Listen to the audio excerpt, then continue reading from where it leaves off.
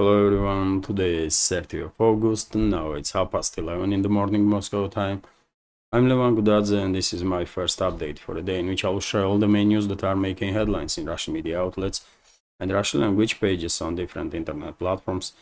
And there are quite a few very significant developments and news that I'd like to share with you for this moment. And I will start with a short summary of the situation on Ukrainian battlefield, where Russian troops continue to surprise just about everybody with lightning speed advances in number of directions. Let's start from Pokrovsk sector. Latest reports are that Russian armed forces established full control over the Karlovka settlement, which is on the southern flank of Pokrovsk sector. Also, Russian troops advanced significantly in Selidovo area, and as you can see on this map, line of contact right now is in the central areas of the city. So Russian troops reach central parts of Selidovo, and no one should be surprised if we will learn later on today, or maybe in coming days, next 1 or 2 days, that Selidovo is under full Russian control also. And when it comes to northern flank, Russian troops further advancing towards Pokrovsk itself. Russian troops are conducting operations on outskirts of Mirgorod and are about 3-4 kilometers away from Pokrovsk city. I guess in upcoming days, Russian troops will establish control or liberate Sukhoy Yar, Lisovka, Dachenskaya, Zelena, and all these settlements, Novoukrayinka, Chunishino, Novopavlovka. And probably we will see somewhat simultaneous offensive operations in both directions, towards Pokrovsk and towards Mirnograd. Although, if you take into account how rapidly Kiev regime's defense lines are collapsing on Pokrovsk sector of the front line, for example, yet again, no one should be surprised to learn that Kiev regime's troops run away from this city of Mirnograd, and maybe before end of next week this town will be under full Russian control. And dear friends, this is not all. You might be surprised to hear, somewhat surprised, but well, Russian armed forces established control over the Stalimakhovka settlement on Kupiansk sector of the front line, and also over the Sinkovka. And of course, many members of our community who pays attention to developments on the front line knows well that there was a long battle for Sinkovka settlement due to difficult terrain in this area. No one side was able to gain upper hand, but during the last 24 to 48 hours, Russian armed forces conducted this lightning speed offensive operations, and reports are coming in that Sinkovka is also under Russian control now, which is definitely a significant step towards final victory, especially because these latest advances of the Russian armed forces, including in Sinkovka area, of course, will be a huge blow on morale of the Kiev regime forces.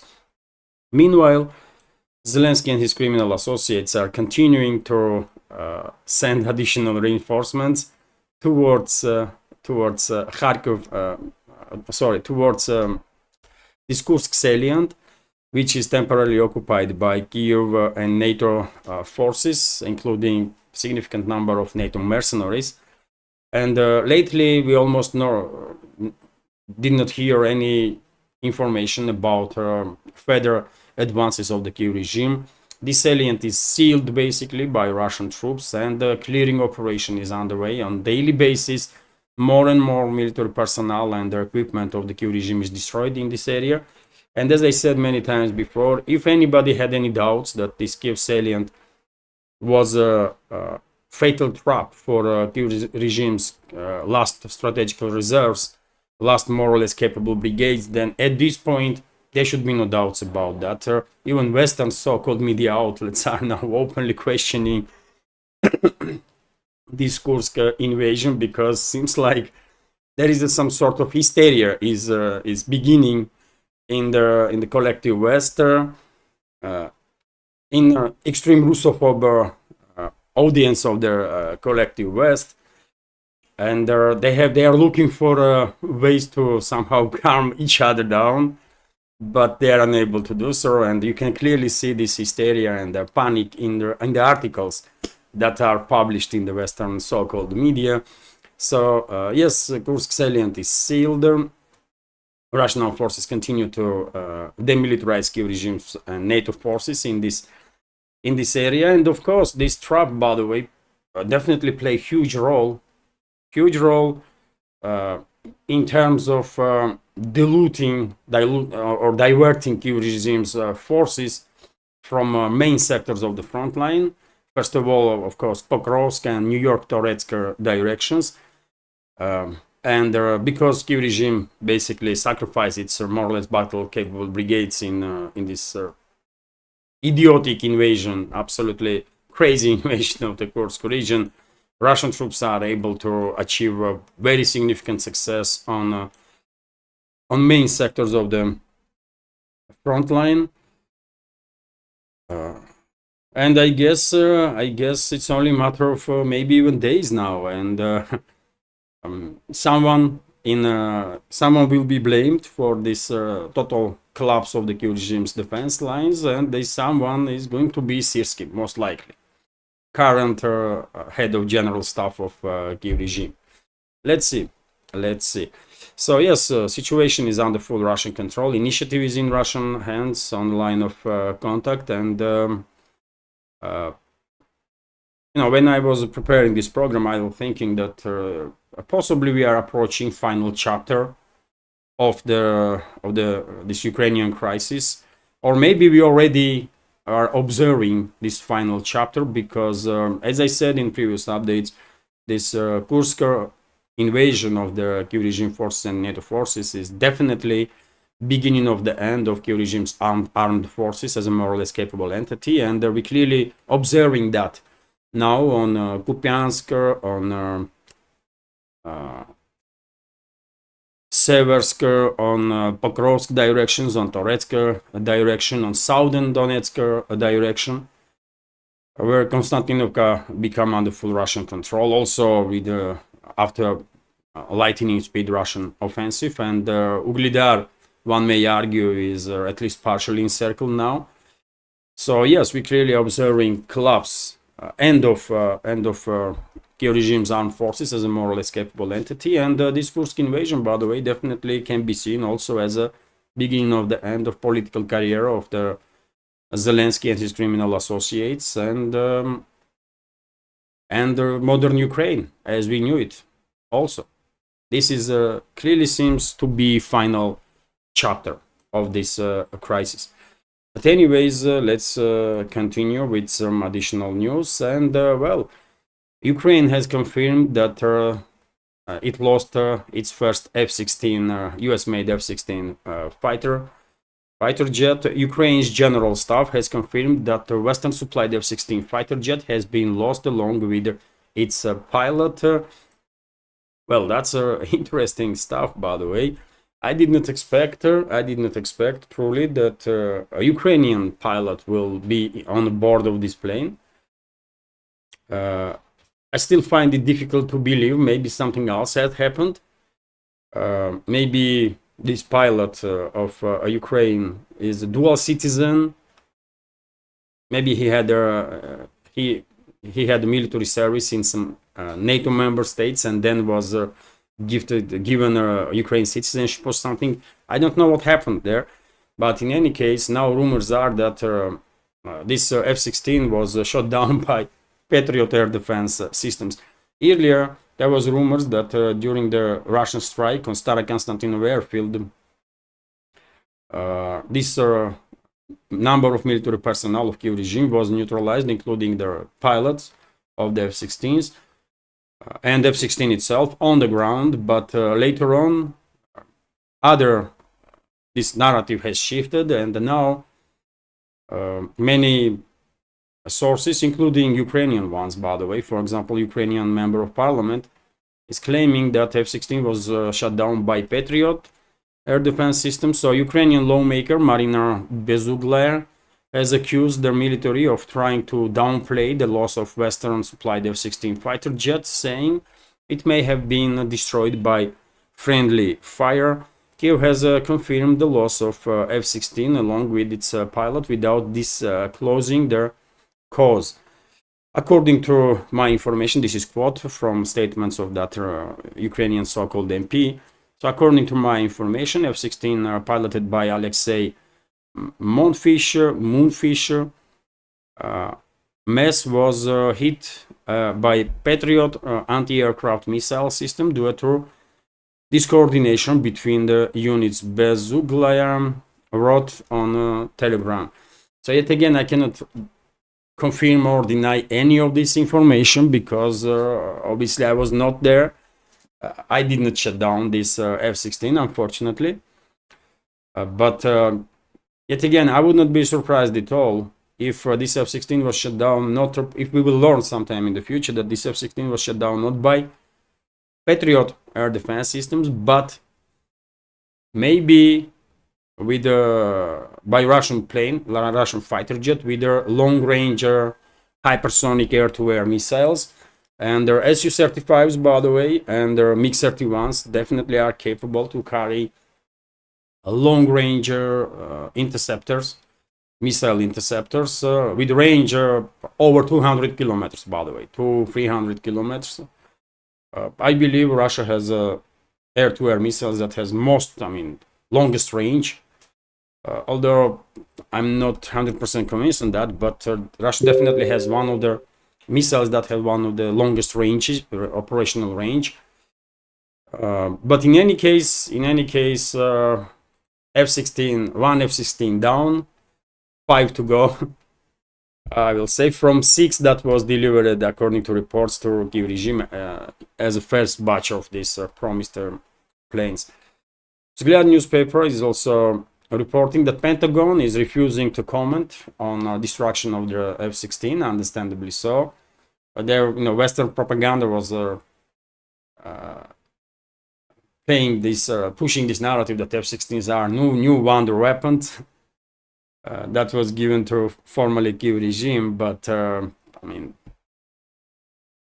it is ironic, isn't it, that possibly this F-16 was shut down by a US-made F-16 was shut down by US-made Patriot air defense systems. What a clown show, by the way, is happening in Kiev-controlled territory, and what a mess collective West really is right now, man. Unbelievable. Kommersant newspaper is reporting that according to Russian Defense Ministry, during the last night, Russian air defense systems on duty intercepted 18 Ukrainian drones over the several Russian regions. And to be more precise, 11 drones were shot down over the Bryansk region, 4 drones over the Kaluga region, 2 drones over the Crimea Peninsula, and also 1 drone over the Belgorod region. At this moment, there is no reports about casualties on the ground or more or less significant damage. Although, if any update on that, of course, I will share additional information on my Telegram channel and possibly in a second update, if there will be enough news during the day to make a second update. Vzгляд newspaper is reporting enough important news, by the way, otherwise there is plenty of news always, isn't it?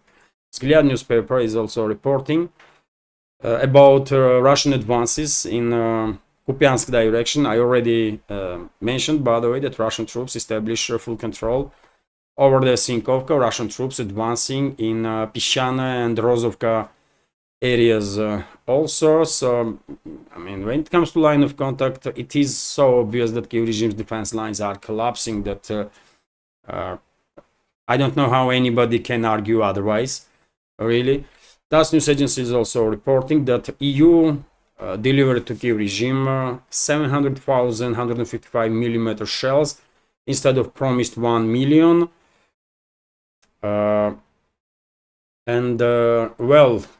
Yes, maybe EU was unable to deliver 1 million, but 700,000 shells are also a huge number.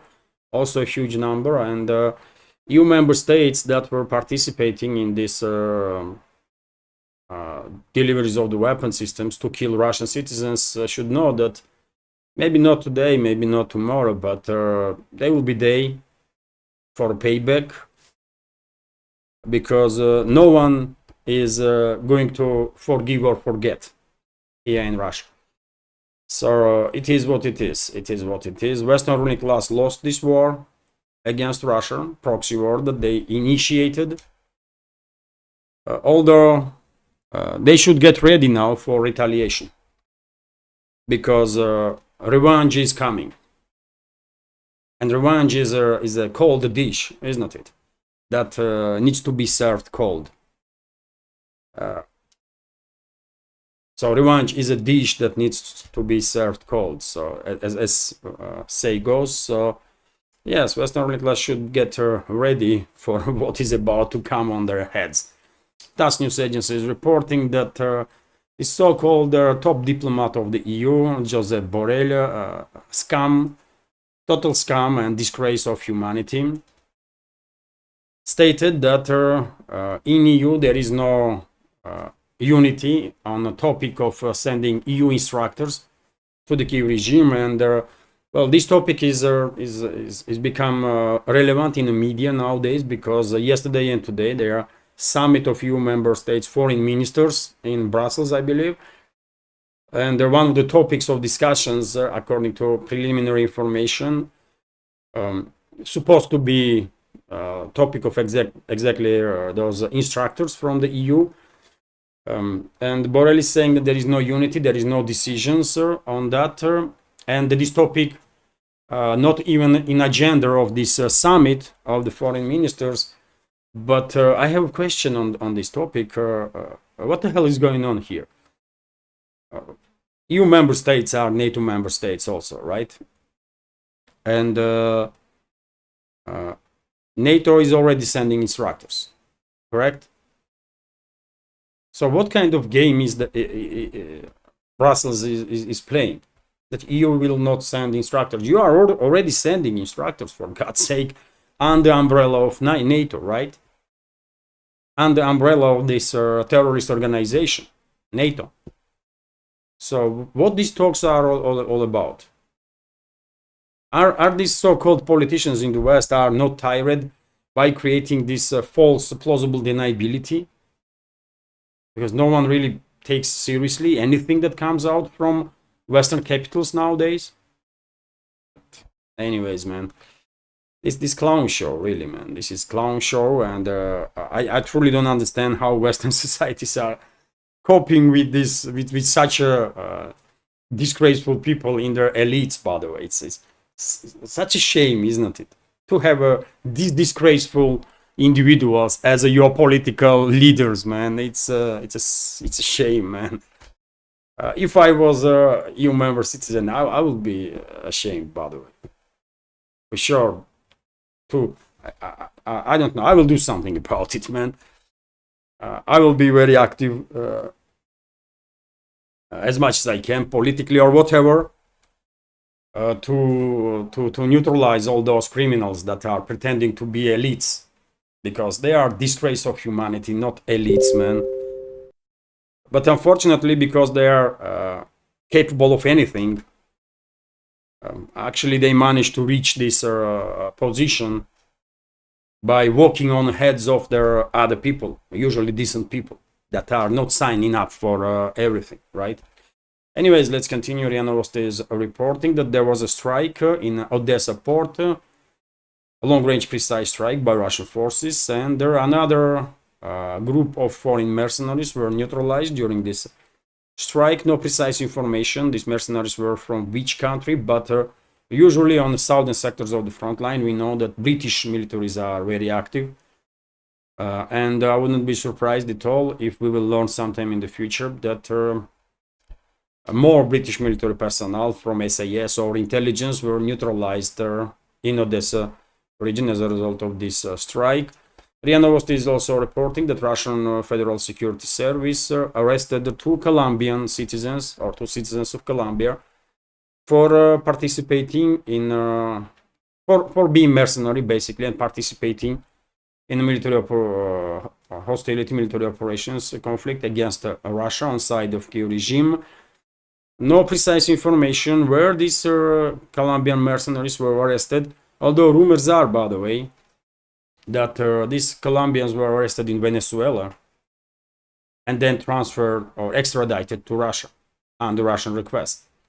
So maybe this is the case, although right now there is no precise information, no detailed information is available, at least on media outlets that I was monitoring this morning.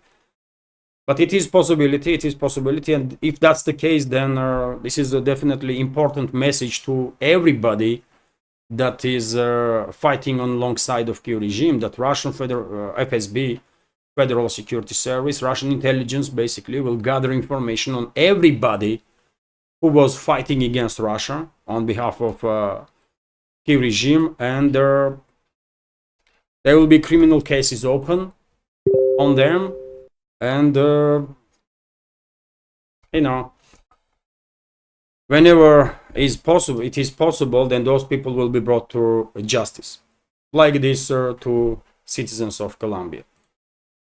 And dear friends, before I continue, let me notice, if I may, that this small media project of mine with several channels on YouTube, on Rumble, on Telegram, is completely subscriber funded, and I will be immensely grateful if you will also consider to support my work.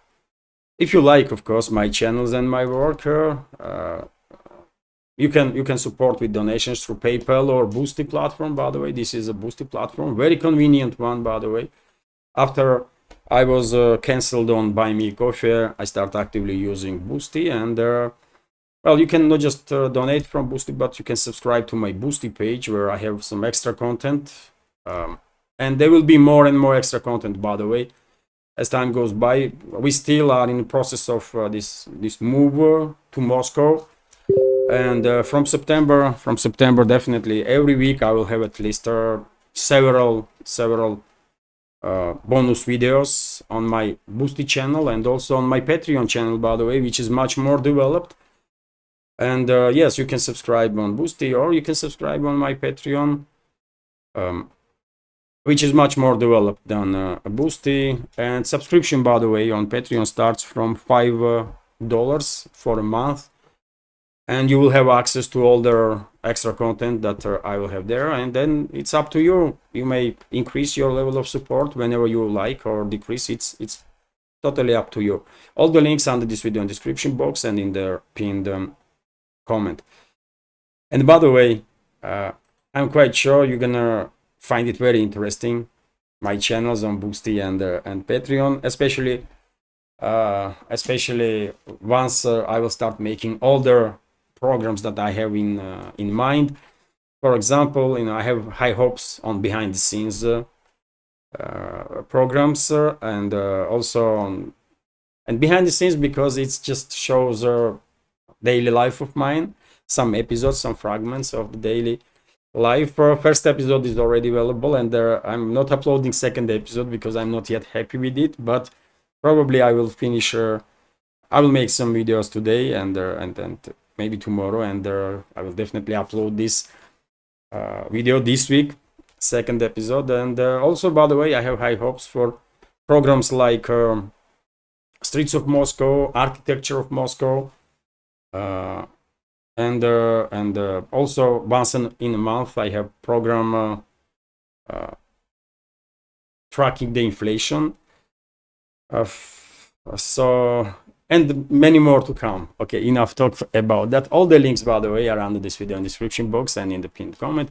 Let's continue with some other news now. And RIA Novosti is reporting that Kamala Harris, during their interview with the CNN, not even once mentioned Russia and Ukraine, and Russian media outlets, of course, pay attention to it. After all, she is nominee to become a president of US, and she did not spoke about some major topic of discussion in this world right now.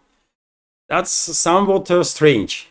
At least I understand that US public mainly are focused on internal issues. They don't really care about foreign affairs that much. I can understand that, but still, when a person is pretending to take a position of the president, even if that's a formality and real decision makers are other people that are pulling the strings from shadow.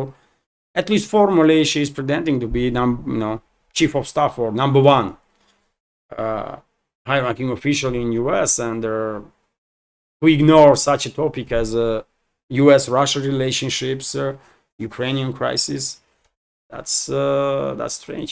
Although we should not be surprised, by the way. I'm not sure Kamala Harris would be able to find Russia on the map. And Russia is, by the way, biggest country on this world. So therefore, I mean, she just has no knowledge on nothing really. And therefore, I'm not really surprised that much that she didn't speak about some major topics of discussion in this world. RIA Novosti is also reporting that Russian president will visit Mongolia on the 3rd of September, which is interesting, by the way, interesting. I think one of the topics of discussion during this visit will be Power Siberia 2 pipeline, because it's supposed to go through Mongolia. And recently, Mongolia adjusted its 2028 development plan. And there was no mention of Power Siberia 2 in that document. And rumors start circulating that Russian and Chinese sides are entered some sort of corner in negotiations about this mega energo project. Although, by the way, I still think due to political will of the leadership of two countries and understanding that federal cooperation is necessary in all directions, including energy sector, I think Power Siberia will get its green light in relatively short time, and it definitely may be and possibly will be topic of discussion with Mongolian leadership when Russian president visits, and some other bilateral topics of bilateral relationships. Mongolia is a huge country, but scarcely populated, very few people for such a huge territory. But if you know geography of Mongolia, you will understand why it's not really. I mean, it's harsh conditions in Mongolia, and the vast majority of the territory of that country is basically steppes and desert and that kind of stuff. So, but still, of course, there is a number of directions when two countries can cooperate, and it's all good. And Mongolia is looking for friends, by the way, in this world. They are cooperating with China, obviously, because on one side is China, on the other side Russia. So Ulaanbaatar, understandably so, is looking for increased cooperation with Beijing and Moscow. Anyways, let's continue. RT is reporting that India to build 12 industrial hubs to boost exports. The Indian government on Wednesday approved the creation of 12 industrial smart cities with an investment of around 268 billion rupees, which is roughly 3.2 billion US dollars. They will be built over the next 3 years across 10 states in their country, and will act as a catalyst to achieve 2 trillion in exports by 2030. Well, that's big, by the way. That's very ambitious. 2 trillion in exports for 2030 in just 6 years. Well, very ambitious, but good luck to India, by the way. Good luck to India. The New Delhi is, of course, a strategic partner for Moscow. India is a friendly nation to Russia and always was.